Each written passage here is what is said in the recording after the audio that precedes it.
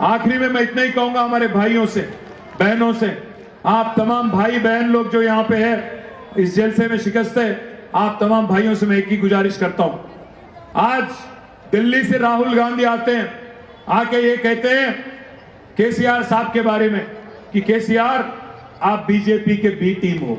मैं भाइयों से, हमारे बहनों से पूछना चाहता हूं, राहुल गांधी का तो आदत है, ये कलकत्ता जाता है, वहां बोलता है कि ममता बनर्जी बीजेपी की बी टीम है, वहां से दिल्ली जाता है, कहता है कि अरविंद केजरीवाल आप बीजेपी के बी टीम हो, वहां से यहां आए और यहां कहने लगे कि आप बी टीम हो केसीआर।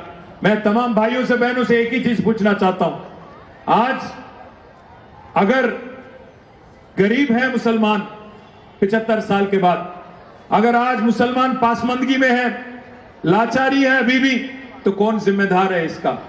आप सोचिए 2 मिनट के लिए, 55 साल हुकूमत करने वाली कांग्रेस जिम्मेदार है कि 9.5 साल हुकूमत चलाने वाले केसीआर जिम्मेदार हैं? आज वो आके कहते हैं कि हम गरीब के गरीब ही रह गए आप, बट बात यह है, आज विकाराबाद में आपको कहना चाहता हूं मैं, 2004 से 14 तक जब कांग्रेस की हुकूमत यहां पे थी, कुल मिला के उन्होंने पूरा माइनॉरिटी वेलफेयर के लिए खर्चा किया 930 करोड़।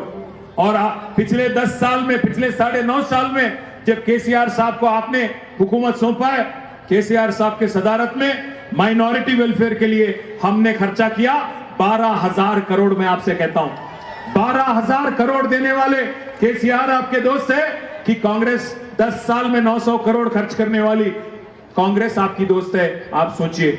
दूसरी बात मैं ये भी पूछना चाहता हूं, केसीआर ने कभी मजहब के नाम पे सियासत नहीं किया।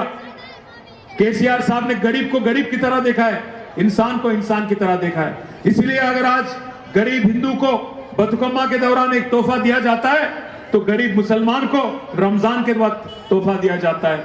वैसे ही आज गरीब ईसाई को क्रिसमस के टाइम पे तोहफा दिया जाता है। मैं आप तमाम भाइयों को याद दिलाना चाहता हूं, इस पिछले 9.5 सालों में पूरे तेलंगाना रियासत में एक भी दंगा और फसाद नहीं। फिर से कांग्रेस अगर आई तो आपको मालूम है क्या क्या किया उन्होंने हैदराबाद में। शहर हैदराबाद में 400 लोगों की जान लेने वाली पार्टी है कांग्रेस, अपने गद्दी के लिए, अपने चीफ मिनिस्टर पोस्ट के लिए। अमन पसंद तेलंगाना, जहां हमारे भाई, जहां हमारे मुसलमान भाई, हिंदू भाई, ईसाई भाई, सिख भाई, हर कोई मिलकर रहता है, जो एक गंगा जमुना तहजीब यहां पे कायम है। मैं आप तमाम भाइयों से बहनों से गुजारिश करता हूं, देखिए हमारी परफॉर्मेंस ट्रैक रिकॉर्ड पिछले 9.5 साल। केसीआर साहब ने आपको पूरी तरह से मुतमईन करने की कोशिश की। 200 से ज्यादा स्कूल हमारे बच्चों के वास्ते, टिमरिस 1 लाख बच्चों को आज उसमें अच्छा से अच्छा तालीम दिया जा रहा है। हमारे बच्चों की काबिलियत बढ़ाने के लिए, हमारे बच्चों की हिम्मत बढ़ाने के लिए, हमारे बच्चे दुनिया से लड़ने के काबिल बनने के लिए आज हम कोशिश कर रहे हैं। अगर कोई बच्चा बाहर जाके पढ़ना चाहता है, उसको 20 लाख रुपया स्कॉलरशिप दिया जाता है, वो सिर्फ और सिर्फ एक रियासत में, वो है तेलंगाना।